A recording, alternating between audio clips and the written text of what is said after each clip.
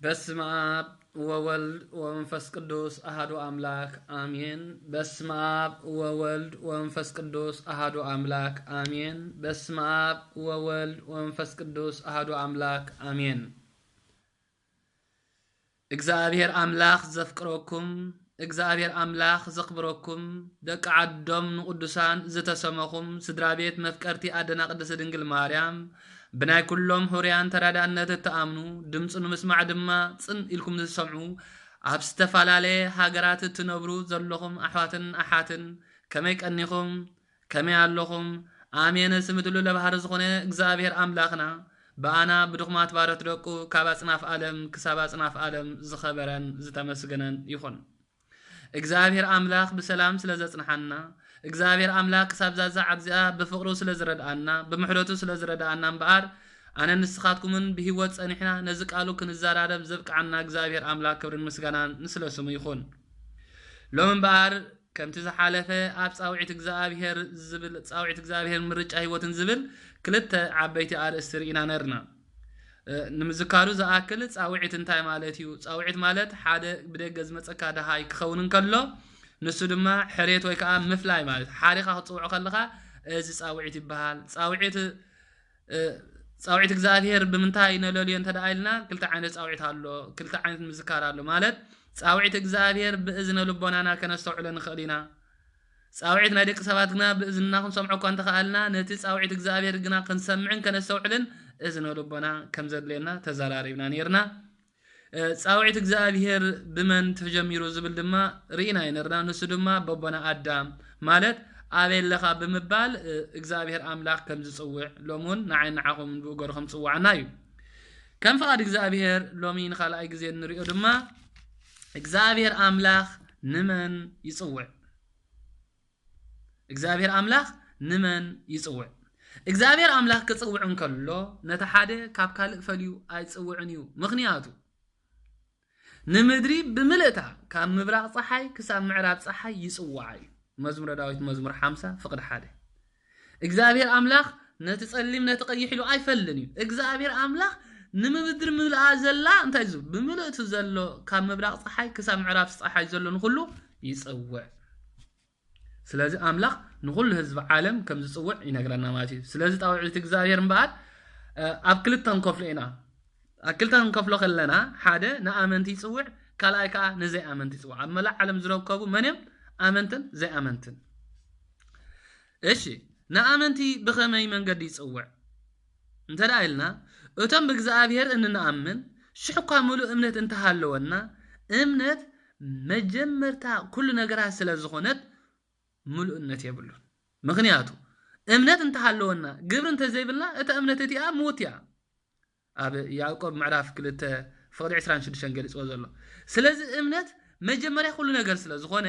ግን ዛ እምነት እዚኣ ጥራይ በይና ግን ዕውት ይኮነትን። እንታይ ዳ ነዚኣ ከዓ ንኣመንቲ እንታይ የድልዮም? ግብሪ ከድልዮም ስለ ዘለዎ እምበኣር ከስ ኢሉ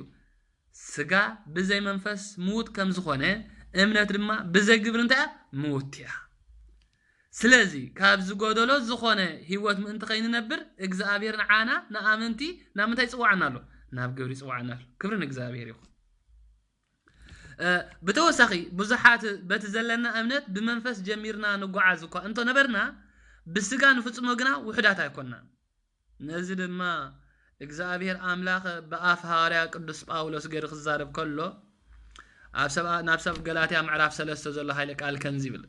ክሳብ ክንዲ ዝዶ ዱንዝዛት ይኹም ብመንፈስ ጀሚርኩም ሲ ሕጅ ብስጋ ትፍጽሙ ትደልዩ ኣለኹም። እዚ ክንዲ ዝኣክል ተመክሮ ተቐቢልኩም ሲ ንኾንቱ እዚ ስወ ብሓቂ እንተደኣ ከምኡ ኮይኑስ ኮንቲ ኢልዎ እወ ብመንፈስ ጀሚርና ብስጋ ንውድእ ውልድነት ተዋሂብና በ40 ብ80 ተጠሚቕና መወዳእቱ ግና ብስጋ ንዛዝም። እግዚአብሔር ካብዚ ነገር ይሰውረና። ስለዚ እምበኣር ነቶም ኣመንቲ ናብ ምንታይ ይጽውዓና ኣሎ? ናብ ግብሪ። ምክንያቱ ካብዚ ምብጋሲ ብክርስቶስ ክርስቲያን ተባሂልና እኳ እንተተጸዋዕና ልክዕ ከምቲ ደቂ አብርሃም ኢና እናበሉ ግብሪ አብርሃም ግና ዘይነበሮም ከምዚ ናቶም ስም ተዋህዶ ግብርና ግና ባዶ እንተኾይኑ ዝተርፍ ተደኣ ሃልዩ ኮይኑ ተጋጊና ኣለና። ደቅ አብርሃሚና አብርሃም አቦለና ይብሉ ነሮም ግን ከግብር የብሎምን ግብር አብርሃሙን አይጎበሩን ለሞን አንስኻትኩም ስምና ክርስቲያን ስምና ተዋህዶ ግብርና ግና ባዶን ተዳኾይና ዋጋ ይብልና ነዚዩ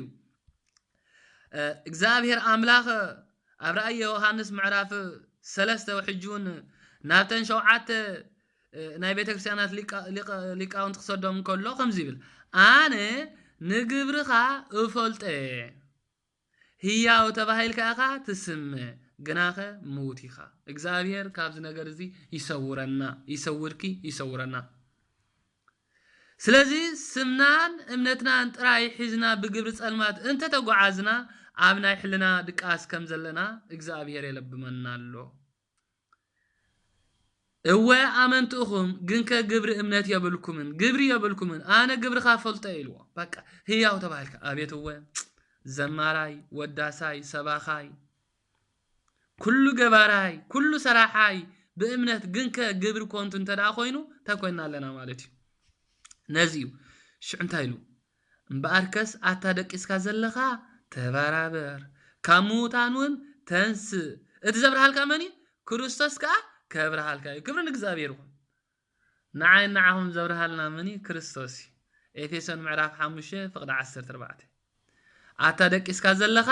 ተባራበር አታ ባዕዚስካ ዘለኻ ተባራበር እወ ንዝደቀሰ ሰብ እንታይ ንገብር ንመለስ ታሪኽና ንፈትሽ ወላ አብጉዕዞ ህይወትና እንድሕር ኣብቲ ናይ ስጋና ብራና ምንምፃ ንሓደ ሰብ ዝባዓዘዘ ተስእ ትብሎ ኣይሰማዓካ ተስእ ትብሎ ማይ ትግጭቦ እንተ ዘገዲፎ ማይ ተሓጽብ እንተ ዘገዲፎ እንታይ ትገብሮ ንፋስ ተሃለንካ ትብሎ ልክዕ ድማ ሎሞን ጎይታናን መድኃኒት ኢየሱስ ክርስቶስ ናብ ኤፌሶን ብጽሓፈ ቃል ገይሩ አታ ደቂስካ ዘለኻ ተባራበር ሎሚ በሐቂ ክንባራበረሉ ዘለና ግዜ ሎሚ ክንትሰአሉ ዘለና ግዜ ካብ ሙታን ከአተንስ እወ ካብ ሙታን ተንስ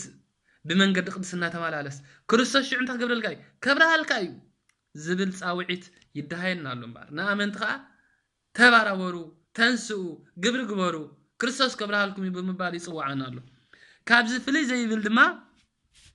ነቲ እምነትካ ኣወጊንካ ናይዛ ሓላፊ ዝኾነት ዓለም ሃብታን ፍትወታን ስዒርና ካብ እምነትና ዘልሓጥ ምባሉን ብዓቢኡ ይርአ ኣሎ ሎሚ እግዚአብሔር ይሰውረና ነቲ እምነትካ ሓዲካ ንእምነትና ሓዲግና ናብ ናይ ሓላፊ ዝኾነት ናብ ናይ ሃብቲ ናብ ናይ ፖለቲካ ዓለም ናብ ፍትወታት ስጋ ናብ ዝተፋላለ እወ ኣብ ዓለም ሓደ ነገር ኣሎ ዝገርመን እሱ ድማ ሃብታም ብዘለዎ ሃብቲ ንንብረቱ ዋርድያ ይገብረሉ ንብረቱ ንኸይስረቕ ዋርድያ ይገብረሉ በዋርድያ ይሕሎ አቤት ነታን ነፍሱ ግና ዋርድያ ይገብረላ ኩላና ገዛና ንኸይ ገልጠም ንኸብል ከሎ ኩላትና ዘለና ላዕልን ታሕትን ንብል እወ ማዕጾ ልብና ገና ሃሂል ይሓድር ገዛና ሸጊጥናዮ ንሓድር እወ ማዕጾ ልብና ገና ሃሂል ይሓድራሉ እንታይ ማለት እዩ ኣይተዓጾን ንስኻ ብምንታይ ክዕጾ ዘሎ ብግብሪ እንታይ ትግብሪ ጸሎት ስለዚ ኣብዚ እምበኣር ብዙሓት እምነትና ሓዲግና ዘልሓጥ ብዓቢ ይርአ ገሊኦም ብህርፋን ገንዘብ ክረኽቡ ክብሉ ካብ እምነት ዘንበሉ ናብ ርእሶም ድማ ብዙሕ ስቃይ ኣምጽኡ ይብል ሐዋርያ ቅዱስ ጴጥሮስ ሐዋርያ ቅዱስ ጳውሎስ ንጢሞቴዎስ ወዱ ኣብ ቀዳማይ ጢሞቴዎስ ምዕራፍ 5 ዝመዓዶ እንተዳሃሉ ኮይኑ ተጠንቀቕ ብምባል ብዙሓት ከም ዘለዉ እሞ ንስኻ ግና ተጠንቀቕ ሎሙን ኣነ ንስኻትኩምን ኣብዚ ክንሪኦ ከለና እምበኣር እምነት ብዘይ ግብሪ ከምኡውን ካብ እምነት ምዝምባል እቲ ንረኽቦ ዓስቢ ኩሉ ግዜ ሓዲግ መዲግ እዩ ሓዲግ መዲግ እምነት አለካ ግብር እንተ ዘይብልካ ሓዲግ መዲግ እግዚአብሔርን ከምዚ ዓይነት ከምዚ ይቅበሎ ግብርኻ ኩሉ እፈልጠ አይ ዝሑል አይ ሙቕ ኢኻ በኻ ዝሑል ወይ ሙቕ ምዃንካ ስለዚ አይ ሙቕ አይ ዝሑል ልብጽ ዝበለ ስለ ዝኾንካ ግና ካብ ኣፈይ ጡፍ ክብለካ እየ ይብል እግዚአብሔር ካብዚ ነገር እዚ ይሰውረና እግዚአብሔር ካብዚ ነገር ይሰውረና አይ ዝሑል አይ ሙቕ አይ አማኒ አይ ከሓዲ በቃ ላንጋ ህይወት አይ አማኒ አይ በቃ ተጠራጣራይ ስለዚ አይ ሙቕ አይ ዝሑል ልብጽ ዝበለ ስለ ዝኾንካ كاب أفي طف كيف لك تتنقى الرأي سلسة معرف 3 فقط 15 زلو سلازم بعد وتم آمنت زخونا جناخ قبر إمنا زي بلنا أب إمنا تنتليكم تلنا رؤسكم مرمرو أب إمنا تليكم تكبروا رؤسكم مرمرو سلازي إجزاء أملاخ نآمنتي ناب قبري صوع ندحنا زصنع مغنياتو ندحنتنا زصنع صاوعتي صوع عنا له اتنا اب ماتيوس وانجيل معراف 25 زلو اتن لبامات اتن 5 لباماتن اتن 5 عاشن زبلن ترا نيركو كلنكو ينبرا نيرنن كلنكو بحد نبران اتن حانت غنا قندلن زيتن برهانن كل فانن زدالو اينرم فتلن حيزن اتن حانت غنا قندل حيزن صنح እግዚአብሔር ካብ ቀንዴል ጥራይ ሒዝና ክንጸንሕ ይሰውረና ሽዑ መርዓው መስመጸ እተን 5 ለባማት ሽምዓን መብራህተን ወልዕን ክቅበላን ከለዋ ናይተነ 5 ዓሽግና ክበር ሃይካለን ጸልመተ ሽዑ እንተ ባይለን አለቃ ሓና ኣብ ዝተባሃላሉ ግዜ እዚ ስናዓና እኮ አይበቃን እወ ናይ እምነት አቡኻ ነብኻ ናይ ግብርኻ ንዓኻ ደአንበር ንደቅኻ ካልእ አይውክልን እዩ ስለዚ ሎሚ ሰብ ዝፍረድ በብግብሪ ነዚ እምባር ሎሞን ንአመንቲ ናምንታይ ጽዋዓና ኣሎ ናብ ግብሪ حراي نامنتس نا غبري صوع نوتم زي امنت خنا منتا يصوع خانبل هو مغنياتو ات قدس قال بزعبا اتم زي امنو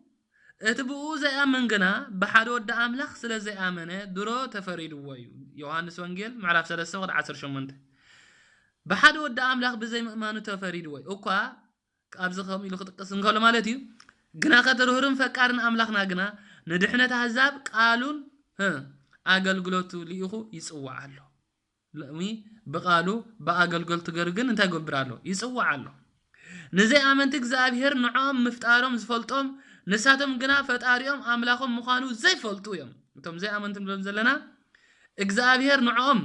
በምፍጣሩ ዝፈልጦም ንሳቶም ግና ፈጣሪኦም ምዃኑ ወይ ከአምላኾም ምዃኑ ዘይፈልጡ ንሳቶም ነቲ እዝን ዘለዎ እዝን ከለዎ ዘይሰምዕ ዓይነ ከለዎ ዘይርኢ بيت سبز تسرح طاوات ناي حاسد املاخ بزح دخام يملخو انت خونه غنا كله تدخامم كنتو نابرا صلماز مرح هيوت يمرحو እግዚአብሔር ግና አህዛብ ካብ ሕሱራ አምሮ ኣብ ማቴዎስ ወንጌል ከዛብ ዝዛረብ ከሎ አህዛብ ይብል ካብ ሕሱራ አምሮ ተአልዮም ንዑ ምፍላጥ ምእንቲ ክነብሩ ነሐዋርያት ከም ዝምብባል አኾም ይብል ማቴዎስ ወንጌል ምዕራፍ 28 ፍቅድ 19 نوتام زي آمنتي انتهيلوا نهارات كلام مباركس كيدومو نخلو هزاب بسم آبن والدن منفس قدسن إنا آتمقم تقبروهم دك مزامرتاي قبروهم كبرن اكزابيرو نوتام زي آمنو ناب امنت انتقبروهم آمسوهم هو سلازي እግዚአብሔር ምባር ናህዛብ ወይ ካኒ አማናውያን ንድሕነት ከም ዝጽውዖም ከረዳአና ከሎ ነሐዋርያ ቅዱስ ጴጥሮስ ኣብቲ ልዕልና ሕሲ ደይቡ ክጽልን ከሎ ካብቲ ዓቢ ነጸላት ኣኪቦም ዝነበሩ ዝተፋላለዩ እንስሳታት ንኽበልዕ ዝረአየሉ ራእይ ንሪኢና እዚ ኣብ ግብረ ሐዋርያት ምዕራፍ 10 ካብ 9 ክሳብ 29 ዘሎ ንራእዮ እቲ ራእይ ክትርጎም ከሎ እቲ ሐዋርያ ንሓደ ከይፈንፈነ ንኹሉ ኣህዛብ ቀሪቡ ንድሕነቶም ክሰብኽ ከም ዘለዎ يرد مالتي نزي تواهب زولا حدا خايفنفنه بلعيو نابل خزارب كله اتبلعتي غنا ناي سغا بلعي نبرن قال املاخ مغبوم نخلهم حساب قريبو ننحدحدهم كسب كلهم بزلو خردهم نزر از بمرداين بال حاريا بيتروسون نوتم حزب مسردهم باركس املاخ نحساب دما نهيو زخون نسحا هيبو مالو يبل نا حزاب نوتم زي امنتون انت خونه نسحا زخون هيبو مالو نخملو سو غزي هيبو مالو ግብረ ሐዋርያት ምዕራፍ 11 ፍቅዲ 18 ስለዚ ንአምላኽ ከምዝ ብምባል አመስገኑ ይብል هو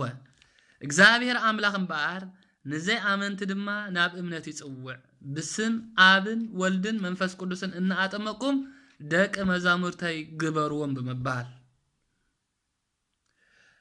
كمون أبرومي معرف 11 فقد 13 زلو هاريا قدس باولوس ابز دما حواري حزابنا تباله مخانو እግዚአብሔር ናተይ حوري አقሓ ኢሉ መሪጽዎን ጸውዒዎን እኳ እንተነበረ ስለዚህ حوارያ ንድሕነትና አህዛብ ዘይ አመንት ንምጽዋዕ በመከራን ጸበባን ካብ ደማስቆ ክሳብ ስፔን ቃለ ወንጌል ሰቢኹ ይብል ረእይዎ በቃ ንድሕነት አህዛብ ንምጽዋዕ ንአህዛብ ንዘይ አመንቲ ናብ እምነት ንምጽዋዕ ብዙሕ መከራን ጸበባን ረኺቡ አስተውዕሉ እምበአርከስ ነቶም ዘይ አመንቲ ድማ ናብ ግብር እምነት ንምጽዋዕ ስለዚ ኣብዚ ግዜ ዝውን ገለገለና አምላኽ ንምኽሓት ገለገለ በመናፍቅነት ከምኡ ድማ ኣብ ካለ እምነታት በምህላው ዘይ አመንቲ ዝኾኑ ብዙሓት እዮም ሽሕኳና አምላኽ እንተኻሓዱ እግዚአብሔር በት ዘይ ወሰር ርሃዩ ናብ ትቁንዕ መንገዲ ተመሊሶም በህይወት ክነብሩ ንንስሓ ይዕገሶም አሎ እቶም ኣብ ዝተፋላለየ መንገዲ ዘለው ካብ ወጽዮም በህይወት ክነብሩ እግዚአብሔር ይጽበሎ ስለዚህ ለዚሁ አቦና ቅዱስ ጳቂምስ ክገልጽ እንከሎ ኣብ ግዜን እስነቱ እንታይ ነሩ እንተዳይልና አምላኽ ጣዖት ከም ዝነበሩ ድሕሪ ብዙሕ እዋን እቲ አምልኾ ክጸልዎ ስለዚ ጀመሩ ናብቲ ቤት አምልኾ ምስከዱ ሰይጣን ካብ ዝራሕ አርሕቆ ይዶ ንሱ ጸላእ ጣዖት እዩ ናብዚ ቤት እዚ ከኣቱ ከልክሎ በመባል ጨደረ ከምዝ ጨድር ዘሎ መኒ ሰይጣን ለዚ ሰብኣይ ዝመጽሎ በመባል ጨደረ ብድሕሪዚ እዞም አባ አጋንንቲ ከም አኻልብ ኮይኖም ረይዎ ኮጽኸለው ዲያብሎስ ድማ ዓቢ ሰብኣይ ኮይኑ አምልኾ አቡኡን አዲኡን ከይገድፍ ተዛረቦ ንሱ ግና ናብ ሰማይ ብምጥማት ምስ ነብዐ እቶም አጋንንቲ ካብ ረሓቁ ኣብ ግዜ ጉብዝንኡን ሓንቲ ምልክዕቲ ጓል ንዝሙት ክትፈታትኖ ደፋአቶ ንሱ ግና አይፈጸሞን ብድሕሪው ኣብ ሰራዊት ሮማውያን ወተሃደር ኮይኑ ናብ ደቡብ ግብጺ ኣብ ዝተጓዓዘሉ በቶም ክርስቲያናዊ ጉዕዞ ናይቶም ህዝቢ ተመሲጡ በፍጹም ናብ ክርስትና በንስሓ አተወ ኩሉ ነገር በመምናን ድማ ዓቢ መነኮስ ኮይኖም አሻሓት መነኮሳን ክመርሑ ከአሉ ክብርን እግዚአብሔር ይኹን ለሞን ሕዋተይ እምበአርከስ ኣብዛ ዓለም ነነብር ዘለና ክልተ ሰባት ኢና ገሊና አመንቲ ገሊና ዘይ አመንቲ ስለዚ እግዚአብሔር ንኹሉ ይጽውዕ ነቶም አመንቲ ናብ ግብሪ ይጽዋዓና ነቶም ዘይ አመንቲ ድማ ናብ እምነት ይጽዋዓና ንሓደ ዘይ አማን ተራብልካ ናብ ግብሪ ጽውዕ ይከአልን መጀመርታ መን እግዚአብሔር አፍልጦ ናይ እግዚአብሔር መንነት መስፈለጠ ሽዑ ደም እንታኸተምጾ ማለት እዩ ናብ ግብሪ ተምጾ ስለዚ ሎም በአር እግዚአብሔር አምላኹን በዚ ሰዓት ክነግረና ከሎ እንታይ እዩ ዘሎ እግዚአብሔር አምላኽ ንመን ይጽውዕ እንተዳይልና ንኹሉ ህዝብ ዓለም ይጽውዕ መዝሙረ ዳዊት ምዕራፍ 50 ፍቅደ 1 ገልጾ ዘሎ ማለት እዩ ግን ከአጻውዖም ንአመንቲ ናብ ግብሪ ነዘይ አመንቲ ድማ ናብ እምነት እሺ ሞ እግዚአብሔር ከምዝ ገሩ ካብ ጸውዐ እግዚአብሔር አምላኽሲ ሜላታት ጻውዒት እስከመዩ እግዚአብሔር አምላኽ በኸመይ መንገዲ ይጽዋዓና ዝብላል እስቲ ክርኢና እንጂ እግዚአብሔር ንመን ይጽውዕልና ሪኢና ኢና በኸመይ መንገዲ ከይጽውዕ ዋ ሎሚ ብዙሓት ከም ዝኸማይ አጻዋዓ እግዚአብሔር ብዘይ ምፍላጥና ኣብ ዝተፋላለየ ክንወድቕ ንኽእል ኢና እግዚአብሔር አምላኽ ንዓና ደቂ ሰባት ክጽውዕ እንከሎ ብዙሕ መንገድታት ይገይሩ ጽዋዓና ንሕና ካብ አምላኽ ዝተፈለናል ካብ አምላኽ ብዝተፈላለየ ናብ መንገዲ ጸልማት ዝመርሕ ጎደናታት ክንከይድ እንከለና ብሓቂ በንጻሩ ድማ አምላኽ ከምቲ ንሱ ዝደልዮ ብዙሕ መንገድታት ገይሩ ንኽንምለስ ይጽዋዓና እዩ እቲ ቅዱስ ቃሉን ሰብዳ የቅልብን እምበር አምላኽ ብብዙሕ መንገዲ ይዛረብ ኢሎ ኢዮብ ምዕራፍ 33 ፍቅደ 14 እንተ ዳሪና ሐዋርያ ቅዱስ ጳውሎስ እንተ ዳሪና ንህዝበ ክርስቲያን ክቀትልን ከሳድድን ይኸይነሩ እግዚአብሔር ግን እሲ ኮነን መንገድኻ ትቁንዕ መንገዲ እዚ በመባል ሜላ በመልክዕ መብረቅ ገይሩ እንታይ ገበሮ ገሰጾ ጸውዖ ናበይ ትኸይድ አልኸይሉ እንታይ ትገብር አልኸይሉ በቃ ስጋብ ክንዱ ዝረዱን ዝኸይሉ በቃ አይገርመኩም ስለዚህ ለሞን አነ ንስኻቱም እንባር እግዚአብሔር አምላኽ በስተፋላለየ መንገዲ ይጽዋዕና መንገዲ ጻውዒት እግዚአብሔር ብዙሕ እዩ በተወሳኺ ካብዚ አርእስቲ ተጠቂሱ ዘሎ ክንርኢ ከለና مجدتاتكم كم من جدتاتي يفلي إسياس نبي كم تعنتوا 55 زرعنا مالتي مجد إغزابير بزح مخاني نقرنا كم من جدتاتكم استفلي بزح من جد إغزابير بزح ميلاتاتو ولا ون بقى هسانات جيرون يصوعنا و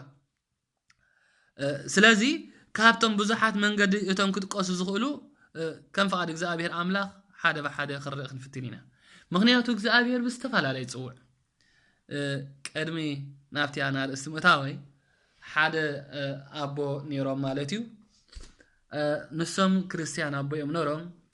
كم معلتات حدا معلتي زم أبو نقص زي أمان نقص يرخبهم أتاسب أيلو آبيت انتي تقبل على خان نجزاء بهري تصوع نجزاء بهري تصليلو نجزاء بهري مسجنيلو هو معظم سبات وحدات من أخذ مقصلو سلازي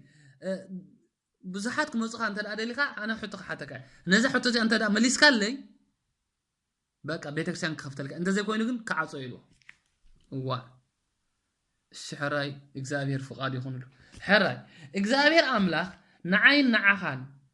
وين حدان نصادقن ابز عالم بخميري اسكي ابزن كلتنا خمزيلنا بحد مدرنا نبرنا خلانسي بخميري انا يلوم وا كالاي قدم እግዚአብሔር ሲ ምን አሎ ነዛ እግዚአብሔር ነዛ ሰማይን ምድርን ፈጠረ ይብል አበይ ኮይን ፈጥሩ ቅድሚው ሲ ምን አሎ ኻይሎ ከምዚሉ መስሓተቶ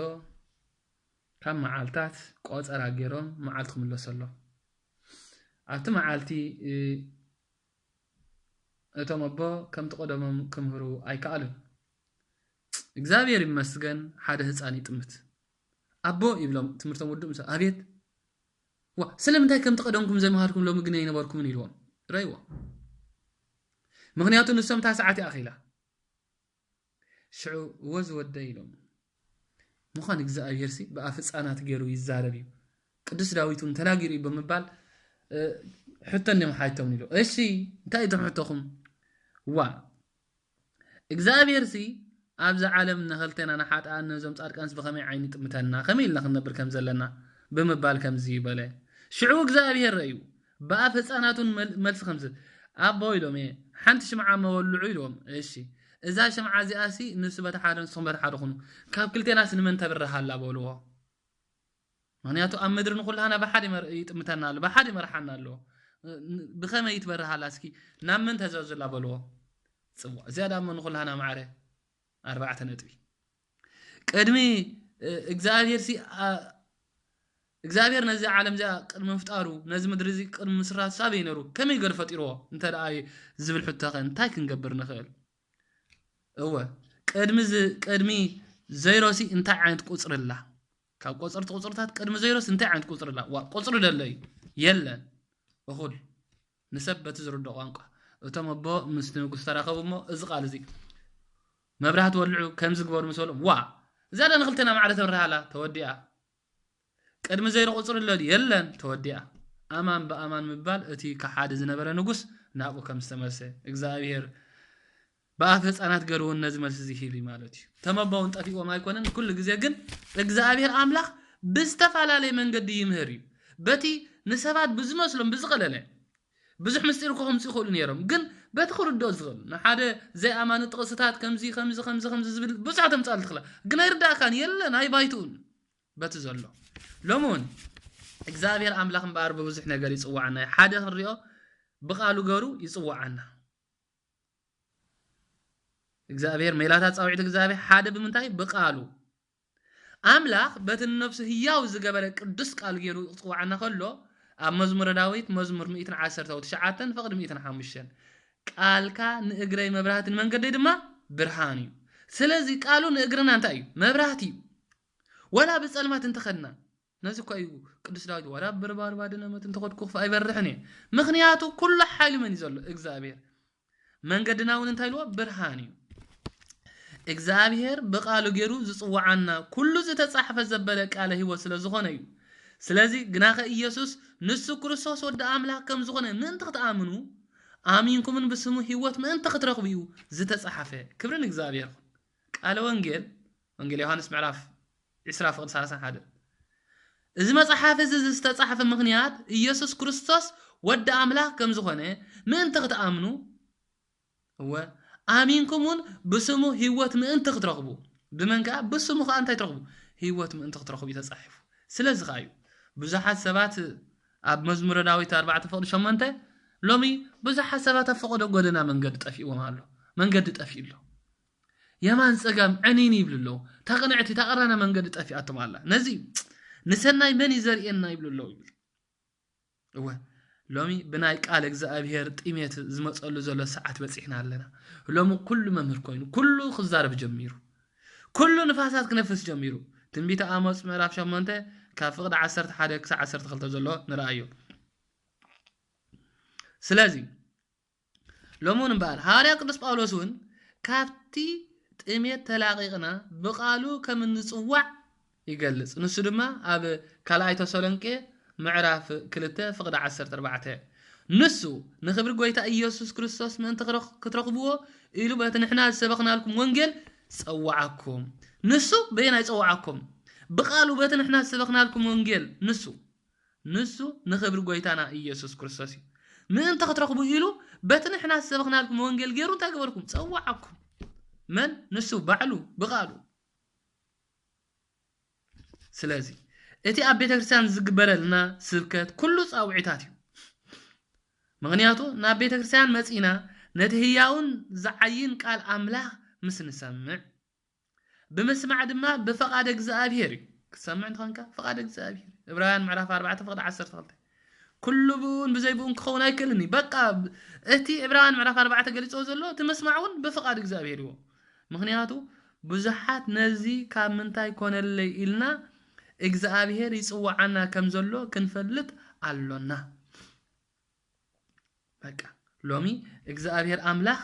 ምክንያቱ ብዙሓት ነዚ ቃል እዚ ንሰምዖ ዘለና ከሰምዑ እንዳደለዩ ዕድል ዘይረኸቡ ብዙሓት እዮም ብዙሓት ተመነዩ ኣይኮነሎምን ንሕና ንሰምዖ ዘለና ኸ በቃ ካብዚ ብምግንዛብ ባል እቲ ዝወሃበና ዘሎ ቃል ክንሰምዕ ካብ ምንታይ ኮነለይልና نجزاء أملاك كنا مسجنن نجزاء أملاك كنصوعن علنا سلازي نوزي بزحات أبوتات أديتات نابتنا برا قدسنا أقوادا كسب سماعت نتك بصحون زب صحمن زنبرة انت دعان يرون انت دعينا قالك زافيري روحك هيكنا أبونا قدس أنتونس أبو منوكوسان نابرا منكوسنا نخمصو قال እግዚአብሔር ስለዚህ ሰምዑም ንሶም ካብአቦም ብዝወረስዎ ሃብታም እንኳን ተነበሩ ሓደ እዋን ኣብ ቤተክርስቲያን መስኮዱ ግና ሓደ ዲያቆን ከምዝ ክብል ሰምዕዎ እምበኣር ፍጹም ክትከውን እንተደሊኻስ ኪድ ዘለካ ሃብቲ ሸይጥቃን ድኻታት ሃብ ኣብ ሰማይ ድማ ሃብቲ ክትረክብኻ እሞ ንዓ ሰዓበኒ ማቴዎስ ወንጌል ምዕራፍ 19 فقد 21 አቤት ሕዋተይ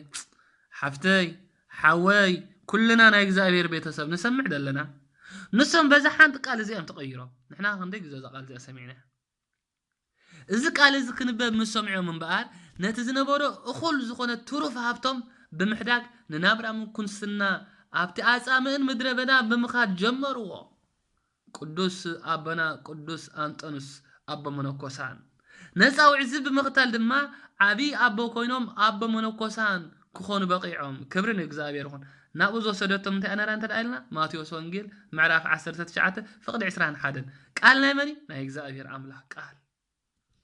ስለዚ ቃል እግዚአብሔር ማለት እንበአር ወንጌል ኃይል እግዚአብሔር እዩ ኣብ ወንጌልቲ ካብ አምላክ ዝርከብ ጽድቂ ማለት ድማ እቲ ካብ መጀመርታ ክሳብ መወዳእታ ብእምነት ዝርከብ ጽድቂ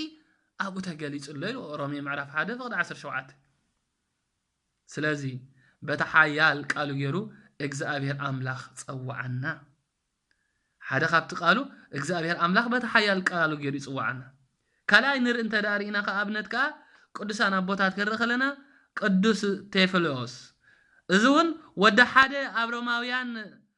ደሰታት ዝገዝእ ዝነበረ ንጉስ ነይሩ እቲ ንጉስ ንወዱ በእምነት بفلطት ክርስትና ይዕቢዎ ምክንያቱ ወደ 12 ዓመት ምስኮነ ቅዱስ ቴዎፍሎስ ኣብ መልእኽቲ ጳውሎስ ናብ ሰብ ዕብራውያን ኣብ ከንብብ ኣብ ዝረአዩ ድማ ኦ ጎይታ ንስኻ ካብ ቀደም ንምድሪ ፈጠርካያ ሰማያቱን ግብር እዳውካየን ንሳቶም ክጠፍዮም ንስኻ ግና ትነብር ንሳቶም ከም ክዳን ክበልዮም ንስኻ ግና ከም ዓለባ ክትጥቕልሎም ኢኻ ንሳቶም ክልወጥዮም ንስኻ ግና ከም ቀደምካ ኢኻ ዓመታትካ እውን ኣይኩዳእን ብምባል ዕብራውያን ምዕራፍ 1 ካብ 10 ክሳብ 12 ዘሎ አንበቡ ኣስተውዕሉ ዞም ሐዋተይ ወደ 12 ዓመት ከለው እዮም ነይና ኢማንቢቦም ንዕብራውያን ምዕራፍ 1 ፍቅድ 10 ቀጽሎም ድማ ሰብኣይ ኣብ ሰበይቲ እንተዘይቀረበ ጽቡቕ ግናኸ ካብ ምንዝርና መን ተኽርሐቃ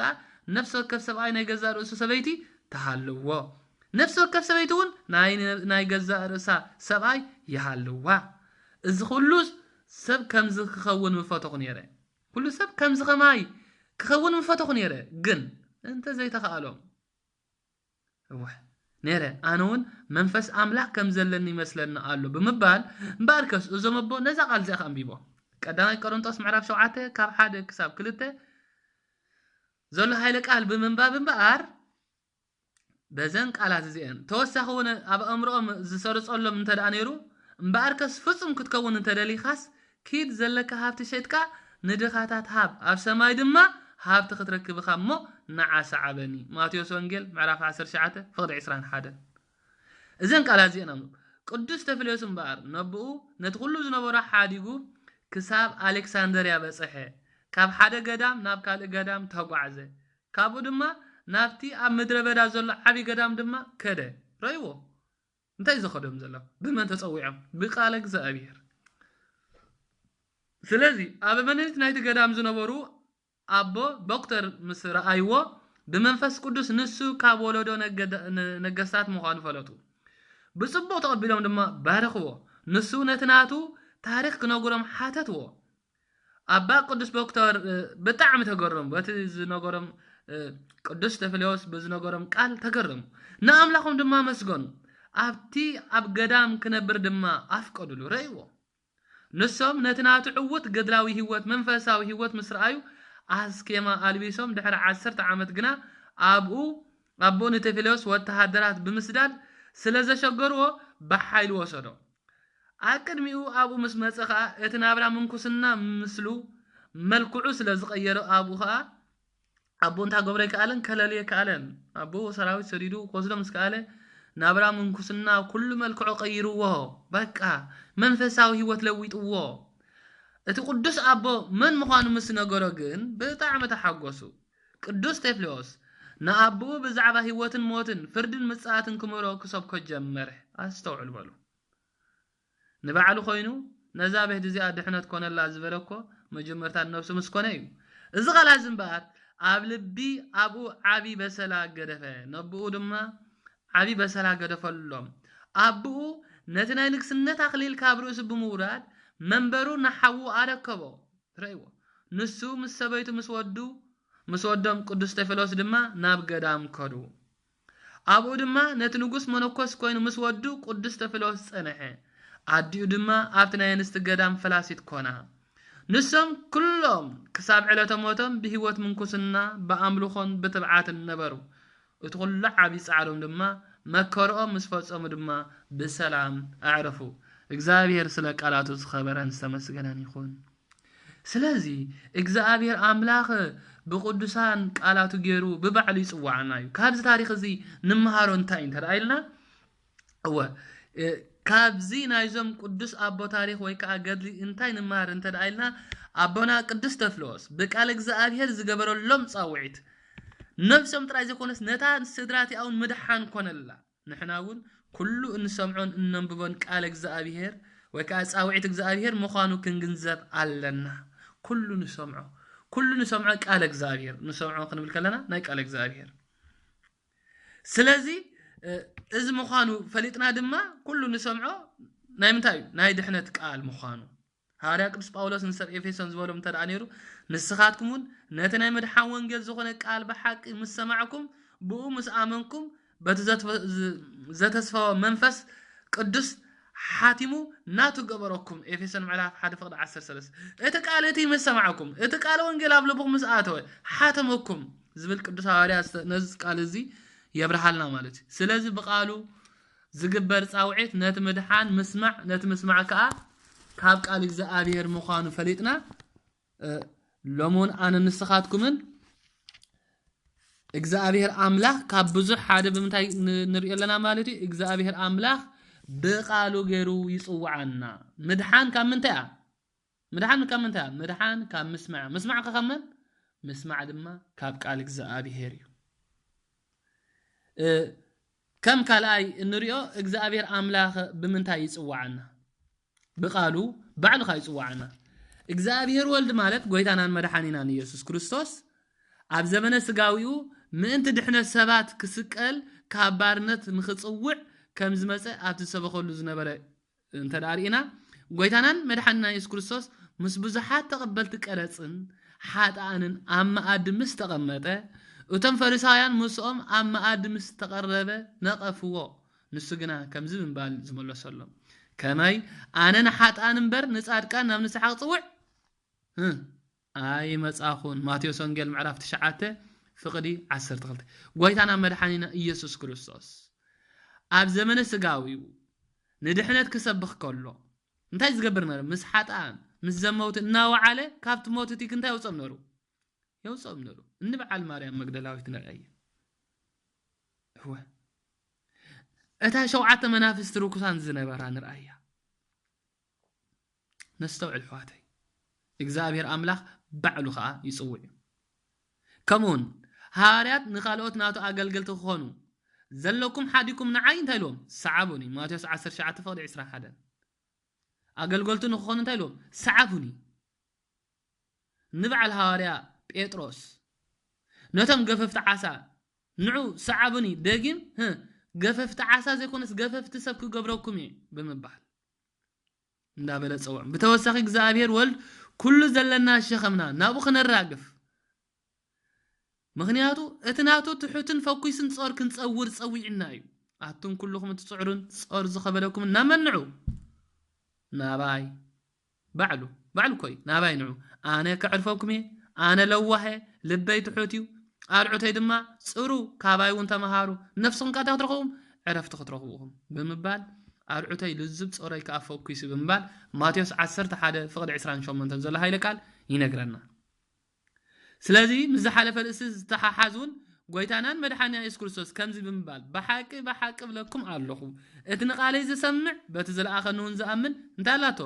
ናይ ዘለዓለም ህይወት ኣላቶ እቲ ንቃላተይ ዝሰምዕ እቲ ንጻውዒተይ ዝሰምዕ በቲ ዘለኣኸኑን ዝኣምን ናይ ዘለዓለም እንታይ ኣላቶ ህይወት ኣላቶ ወንጌል ዮሐንስ ምዕራፍ 5:24 ስለዚ ካብዚ ወጻውን ከምቲ ኣነ ቅዱስ ዝኾንኩ ንስኻትኩም ድማ ቅዱሳን ኩኑ ከምዚ ተባሃልና እግዚአብሔር ወልድ ብዛዕባ ቅድስና ኣብነት ኮይኑ ምእንቲ ክምረና ከሎ እንታይ ብል ንዑ ካብ መን ተማሃሩ ካባይ ተማሃሩ ማቴዎስ 11:28 ከምዚ ናበለ እንታይ ገብረና ዘሎ ይጽዋዓና ኣሎ ኣብ መወዳእታ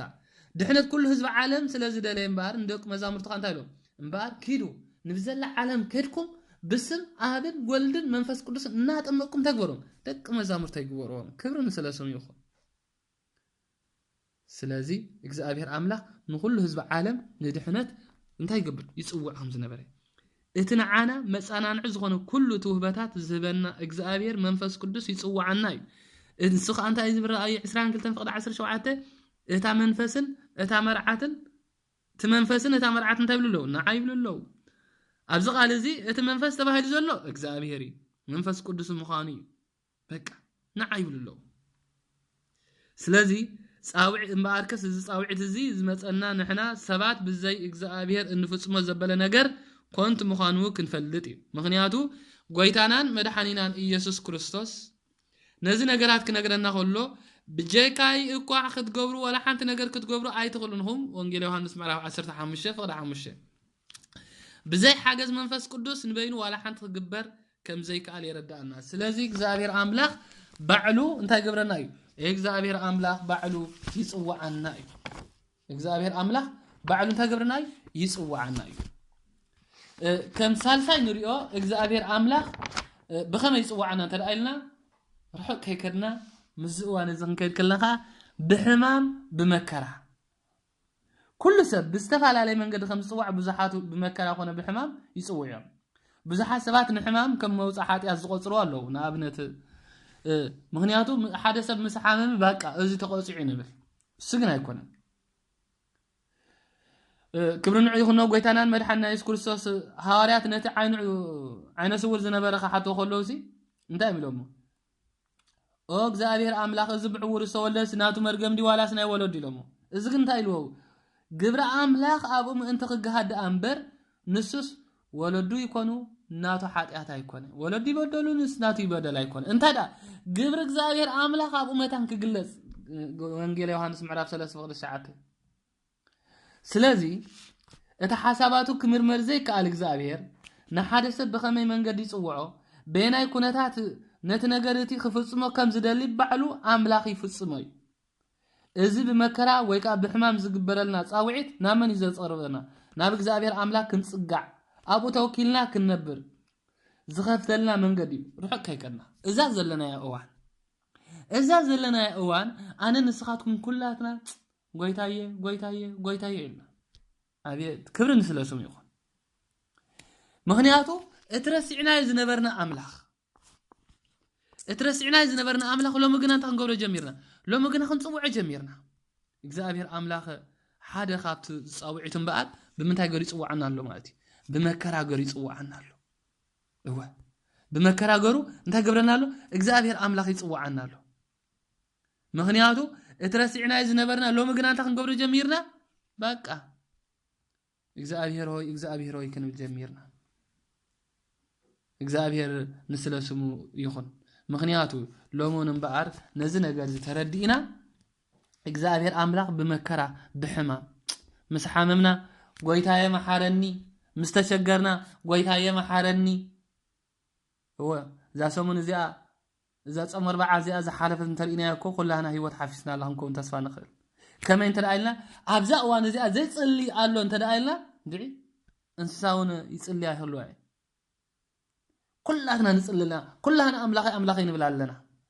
انت ስለዝኾነ انت راينا ስለዚህ ተሸገርና መከራ ስለዝወጽና ህማም ስለዝመጽና ተሐማምቲ አባና ካይትወድር እቲ ሽግርቲ አባና ካይበጽሕ أملاخي محارن نبلالنا هو نزيم بار እግዚአብሔር አምላክ ክዛረብን ከሎ ከምዚ ብለና ብዛዕባ ሕማም ዝምልከተ አብሲራት ምዕራፍ 38 ፍቅድ ሸዓተ ወደ እንተ ሓመምካ ሸለላ ይትበል ናብ እግዚአብሔር ጸልሞ ክሕወየካ እዩ ምክንያቱ እግዚአብሔር ጽዋዓካ ዘሎ ንዓኻ ንገለ ነገር ደሊካ ስለዘሎ ወላ እንተ ሓመምካ ሸለላ ይትበል ናመን ጸውዕ ናብ እግዚአብሔር ጸውዕ እንዳበለ ሕማምና ነዓና እንታይ ዝገብሮ ዘሎ በቃ እግዚአብሔር አምላክ ነቲ ዝሓመመ ናምንታይ ክጡ ናብ ጥዕና ክጡ ታሪኽ ንገልጽልና ናይ ንእማን እቲ ሓለቃ ሰራዊት ንጉስ ሰሪያ ብሰንኪ ለምጽ ሕማም መከራ ወሪዶ ከም ዝነበረ ኩላና ንፈልጥና እዚ ግን ምልክት ጻውዒት እግዚአብሔር ንኽምልከት እዩ ንሱ ብለምጽ ምስ ሓመመ እታ ብምርኮዝ ዝረኸብዋ ንእሽቶ ጓል ነትናቱ ድሕነት ከም ዝምንባል ሓበረቶ ጎይታይ ሲላቶ ናብቲ ሰማርያ ዘሎ ነቢ እንተዝኸይድ ካብ ሕማሙ መሓወየ ነሩ ካልኣይ ነገስ ምዕራፍ 5:3 ናብዚ ናይ ሰማርያ ዘሎ ነቢ እንተዝኸይድ መሓወየ ነሩ እዛ ንእሽቶ ጓል ተማሪኻ ናብ ሓደ ባዕድ ሃገር ኣብ ባርነት ክትቋረን ኣዝዩ ከቢድ እኳ እንተኾነ በዚ መከራ ድሕነት ንእማን ግና በቃ ንእማን ክትብሎ ንድሕነት ጸዊዓት እያ እዛ መከራ እዚኣ ንድሕነት ንእማን ኮይናት ኣላ ብድሕሪ እዚ ድማ ንእማን ካብቲ ንጉስ ፍቃድ ረኺቡ ናብ ነቢ ኤልሳዕ ምስከደ እወ ድኽመታት እኳ እንተረኣየ በቲ እቶም ገላው ዝገበሩሉ ተግሳጽ ናብ ዮርዳኖስ ብምኻድ 7 ሰዓት ተሓጸብ 7 ሰዓት ተሓለዩ ካብ ሕማም ለጽ ድማ ሓወ እቲ ዘገድስ ነገር ናይ ታሪኽ እዚ ናይ ንእማን ናብ ነቢ ኤልሳዕ ከይዱ استزاروا الزرباي انه قالوا كاب حجس بجيك املاك اسرائيل كامل املاك كم زيلبو فلتكو كبرن እግዚአብሔር ይኹን عللتان مسغانان زغبو قال እግዚአብሔር او كبرن ስለስሙ ይኹን مسحاوي እንታይሉ كاب حجس بجيك املاك اسرائيل كلا املاك يلبون كم زيلبو فلتكو كلا ينقس معراف 15 نقلياخا كلتا صعنت بقل مريت بجاخا هبني دحر دقيم سنقلياخا نግዚአብሔር እንበር ንኻልኦት አማልክት ዘሐር መስዋዕት حرود አይقربني በላይ كابز تاريخ زنقنزوبهم زقبانا مبار انتاي زلو نمان نتغزابير كاب حمامو زقبرلو دحنت وي قبري بمذكار من أملاك مخانو نغزابير كقلقل كم زلوه فلاتح كبر نغزابير سلازي እግዚአብሔር አምላክ በመከራ በሕማም ገይሩ እንታይ ገብረካይ ይጽዋዓካይ بتوسخون مناسي نابو هسكياس تكيو مسمص ناب املخو طاو تمرس كابتم احزاب نلعلي اقر مغزابير زخفا حاطيات غبرو راي እግዚአብሔር ንመናሴን ህዝቡን ንخملو سوكا انت تصوع كستوعلو غناي كالو ስለዚህ ድማ እግዚአብሔር ንመናሴን ህዝቡን بنغوس አሰር حلقه ሰራዊት ገይሩ ከም እትወረር ገበራ ነታ ሀገርቲያ በንጉስ አሰር حلقه ሰራዊት ከም ትወረር ገበራ እቶም ህዝብ በዓቢ ድማ ምናሴ መከራ ረኸቦም ንሳቶም ድማ ንምናሴ ብምቅጥቃጥ ሓዝዎ ብክልተ ሰንሰለት አስራ ዘአሲሮን ከዓ ናብ ባቢሎን ወሰደው ዓቅሉ መሰጽበ ይብል አቅድም እግዚአብሔር አምላኩ ጸለ ክብር ንእግዚአብሔር ይሁን ሽዕና ምን ተመለሰና ዘለና ከላይ ዜና መዋዕል ምዕራፍ 33 ፍቅድ 10 ናብ ምን ተመለሰ ናብ እግዚአብሔር ጸለ ምናሴ ከምሩኽ ኮይኑ ናብ ባቢሎን ምስተወስደ ጸጉዑ መንበረ እግዚአብሔር ምዃን ፈሊጡ ናቡ ጸለ እግዚአብሔር ዝለመንካዮ ዘይከለ አምላክ ስለዝኾነካ ጸሎቱ ተሰምዓሉ ክብር ንእግዚአብሔር ይሁን ሓወይ ሓፍተይ ኩላትና እንሰምዕ ዘለና እግዚአብሔር አምላክ እንተ ሓመምና በሕማም ገሩና ምንታይ ጽዋዓና ናብ ንስሓ ህይወት ሎሚ ኮሪና ኢና ኩላና ኮን ነፍስና ፈትሽና ኢና ትማሊ አቦታትና ምሳና ኮፊሎም አፍትሕቶም ተንበርኪኽና ክንሳሕ ዝነበረና ሎሚ በቴሌፎናት ሞት ተባልካ አቦና በቴሌፎን ቆይ ተቀይሩ በቴሌፎን እቲ በአካል ዝነበረ ተሓዲጉ በቴሌፎን ኮይኑ አይገርመኩም እወ አብዚና በጽሕና ስለምንታይ እግዚአብሔር አምላክ ጽዋዕና ስለ ሪኢኹማኩም እዛ ጾም እዚኣ ናይ ግብሪ ጾም ኮይና ተረኺበያ ኩላና ሎምሪና ኢና ማስ ሜዲያታትና ሪኢና ኢና ኩሉ ዝኸአለን ዘይከአለን በቃ በማስ ሜዲያ ጸሎት ተጀሚሩ ረይዎ እግዚአብሔር ተባሂሉ ማዓስ ዝጥራይ እቶም ፈላጣቲና ዝብሉ እቶም ምሁራቲና መንከማና ዝብሉ ሓያላቲና ዝብሉ አቤትወ በዝወሪድ ዘሎ ሕማም ኩሎም ናብ ምንም ጸውርዑ ናብ እግዚአብሔር ጠሪዑ ወ ኮሮና ተባሂሉ መጽለ ሕማም እዚ ሕማም ቅጥቅጥ ሕማም ብድብድ እዚ እንታይ ተባሂሉ በቃ ብምሕጻብ እዳው ክድሕን ይተባሂሉ ኣይኮነን እዚ መጻውዒት እግዚአብሔር ኢሎም ካቶም እቶም ነገስታት ኮይም እቶም መራሕቲ ኮይም እቶም መንከማና ባህልቱ ኮይም እቶም እኮ ሓዝነወልኩ ሕጂታ ኢሎም ንሕና ኢድና ሂብና ደጊም ኢድና ሂብና ኢና እዚ ኮሮና ቫይረስ ኢልና ንጽውዕ ዘለና ብምሕጻብ ኣይኮነን ዝድሕን እንታይ ዳ ኢሎም ብጾም ጸሎትን ክብርን እግዚአብሔር ይኹን ናይ ጣልያኑን ሰሚዕና ኢና ፕሬዝዳንት እንታይ ኢሉ በቃ ዝከአለና ኣብ ምድሪ ዘሎ ፈተነ ኩሉ ፈቲና ተኻኢልና ኢድና ሂብና ኢና ሕጂ ተሪፋ ዘላ መድሕን ናይ መን ያሏ ናይ እግዚአብሔር ሓቴ ሲኮት ሓቂ ናይ አሜሪካውን ሰሚዕና ኢና ኩላና እንታይ ኢሉ በቃ ጾም ንጸሎት በቃ ብጾም ንጸሎት እንቃሕ ናይ ጸሎት አዋጅ ረይዎ እግዚአብሔር ክጽዋዓና እንተዳደልዩ ብሕማም ገሩ እንታይ ገብረና እዩ ይጽዋዓና እዩ بمكرا غيرو يصوعنا ايو اب شجر كلنا رينا هنا بحر سهارا خنسغرن كلنا ابت ماقل بحري قلح انت بلكا السماي نقول انت تمتكا بزيكا قالاي صلمات كالاي نبرن شعن من صويخا እግዚአብሔር ሆይ መሐረኒ ካብዚ እንደውጻኒ እወ በሰማይ ንዝነፍሩን ንሰማይ ቁልሕ ተበለ ሰማይ እንታሕት ቁልሕ ተበለ የለን አቤት ካብዛ አየር ዘይ ከይወደኦ ጎይታ መሐረኒ ኩላና መንጸውዓ ናብ እግዚአብሔር ጸልያ ስለዚህ ናብ እግዚአብሔር ተማለል እግዚአብሔር ድማ ረሃራሃሉ ጸሎት ከአሰምዕ ናብታ መንግስቱን ናብና ኢየሩሳሌም መለሰ ንመን ምናሴ ካላይ ዜና መዋዕል ምዕራፍ 33 ፍቅድ 13 ምናሴ ካብዚ ኩሉ መከራ ዘውጾ እግዚአብሔር አምላክ ምዃኑ ንዑ ካብ ናይ ጸልማት አምላክ ወጣኦት ንኽወጽ ከም ዝጸውዖ ፈለጠ ሽዑ ምናሴ እግዚአብሔር ከም ዝኾነ ፈለጠ ይብል ስለዚህ እግዚአብሔር አምላክ ምንታይ ጽውዓና እግዚአብሔር አምላክ በመከራ ወይካ በሕማም ገሩ ይጽዋዓና እዩ ናይ መወዳእታ ክሪያ ከለና እግዚአብሔር አምላክ ከም ራብዓይ ብምንታይ ገሩ ይጽዋዓና እንተዳይልና በአገልገልቱ ገሩን ይጽዋዓና እዩ እቱ ቅዱስ ቃል እግዚአብሔር ከም ዝብል አብራይ 22 ፍቅድ 17 እቲ ዝሰምዑን እንታይ ብል ንዓይበል ከም ዝብል እግዚአብሔር ምንት ድሕነትና ቦቶም ኣብትናቱ ሕቁፍት ዘለው አገልገልቱ ይጽዋዓና እዩ ناي حقف زلو أقل يصوعنا يخن بالنكلنا ناي كريستوس هاري قدس باولوس نزنا غير تغلص انكلو سلازي نحنا امباسادرات إنا أملاك بأنا غيرو يعدم الله كند كريستوس كوينا دما مس أملاك تعارقوا النبلنا نمعدكم ألنا كلاي كورنثوس معرف 5 فقد 10 كلها نفلطين أمباسادر ناي حانت هاجر أبكال هاجر أمباسادر نتا يشرح كلها نفلطين سلازي له هارات لهم أمباسادرات كريستوسينا نحنا أملاك بأنا غيرو يعدم الله يصوع الله كند كريستوس كوينا مس أملاك تقول تعارقوا نبلالنا إلو تصوي هو سلازم بالمبار أقلقلت እግዚአብሔር ከምትና መርዓ ዘአቱን ምርካብ ኣብ ቀራንያ መንገድ ደው ኢሎም ንህያዋንን ሕሱማትን ናብ ድሕነት ዝጽውዑ እዮም በቃ ኣብቲ ቀራንያ መንገድ ደው ኢሎም ንዓ እዚት መንገድ ሓቅ ዝብሉ እዮም እግዚአብሔር ካብ ኩሉ ኣምልኾ ባዕድ ዓመፃ ረኽሰትን ክንጽውዕ ንነቢያት ኮነ ሐዋርያት ልኢኹ ኩሉ ህዝቢ ዓለም ጽውዑ ኣነ ድማ ይብል نفس كف كابت كي ما قدهم تملسوا قبرهم كا أقنعوا نبعدان أمالكتي أي تسجد لهم كي تقلقلهم يتنققكم الله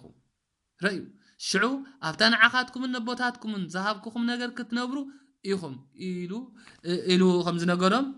أقلقلتي نبيات لأخكلكم نسخاتكم جنا سن أيبلكم مؤمن أي سمعكم مؤمن تنبيت إرمياس معرف 33 فقد عسرته حمشته تنبيت إرمياس معرف شوعاته فقد 25 أنت إلو أنا دما نفسه كف كابت كي ما قدهم تملسوا قبرهم كا أقنعوا نبعد أنا مالختي أي تسجدوا لهم كي تقلقلهم يتنققكم ألو شعو أبتانا عقاتكم نبوتاتكم ذهبكم نجر كتنبرو يهم إلى زنقركم أقلقلتين نبيات لا أخكلكم نسخاتكم جن أي سمعكم نجزاير كابز نجر يصورنا سلازي بأقلقلتو كهنات بأقلقلتو جيرو ممهران بستفعل عليه جرو بليك أونت بستفعل عليه جرنا عنا تيمرنا له من قد إجزابير نوعنا بإجزابير تملوس تمالي بنبيات هواريات سماتات كلهم زنبرة لهم خبزهم زلوا نايز بكا إجزابير أملاك بقدسان كهنات بليك أونتي بممهران بستفعل عليه قال إجزابير يصوع له سلازي إجزابير بز من قد تصوعنا نكله أقلقلتو بملاخ نتنعانا نصدق هيوتن زغونه بسراتاو قال اب اذننا زبصح ابز حج اوان بيتكريستيان اغلغلتا غيرا تصوعنا الله كما ينتبلنا اتا مرعات انت تبلالا نعا تبل الله راي 22 فض 10 شوعات بمبال بيتكريستيان دولا غيرا حتى نصغا انا داليا نا بيتكريستيان كنقرب انت تغبرنا الله تصوعنا الله سلازي እግዚአብሔር አምላክን በአር ንኩሉ ህዝብ ዓለም ይጽውዕ ክጽውዕን ከሎ ሜላታቱ ድማ حدا خابز خن نبلصنا حنا بمنتاي غير خاي صوعي باغلغلتو كيدو نبزل عالم وانجيل سبخو بمبال كيدو نخلهم باسم ابن ولد منفس قدسن ان اطمقكم دق مزامرتي غورهم بمبال سلازي እግዚአብሔር አምላክን በአር بمنتاي غير يصوعينا نزلنا بعدو بقالو غير يصوعيو بمكرا غروني يصوعيو بمكرا ويكا بحمان غير يصوع مالتي باغلغلت غير خا يصوعيو سلازي باركس انا نسخاتكم كله እግዚአብሔር نصاوعتنا مخان فليطنا ميلاتاتو فليطنا እግዚአብሔር አምላክ ድምጽ ክንሰምዕ እግዚአብሔር አምላክ ስለ ሁሉ ቃላቱ ዘኸበረን ዝተመስገነን ይሁን ጽኒልኩም ስለሰማዕኩምኒ እግዚአብሔር አምላክ ኣብ ኩሉ ትገብሮ ጾም ጸሎትን እግዚአብሔር አምላክ ጽኒል ይስማዕኩም نعين دخم حاوهم دما تصلتكم ذكرني سبات لإግዚአብሔር ولا ولادة تنقل ولا مسكول كبر يتأكل سباسم لإግዚአብሔር أملاكنا وتر بكل جزء وكل ساعات